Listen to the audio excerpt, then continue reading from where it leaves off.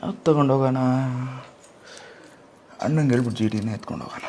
ಅಣ್ಣ, ಕಾಲೇಜ್ ಫೆಸ್ಟ್ಗೆ ಗಾಡಿ ತಗೊಂಡೋಗ್ಲಾ ನಿಂದು? ಮತ್ತೆ ನೀನು ಶುರು ಆಯ್ತಾ ಗೋಳು? ಬೇಡ ಅಮ್ಮ, ಒಂಚೂರು ಹೇಳಮ್ಮ.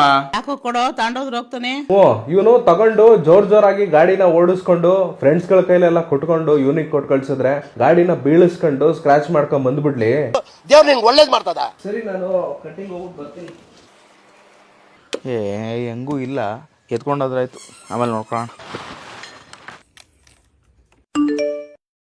ಇವನಾಗ ಫೋನ್ ಮಾಡ್ತಾವನೆ.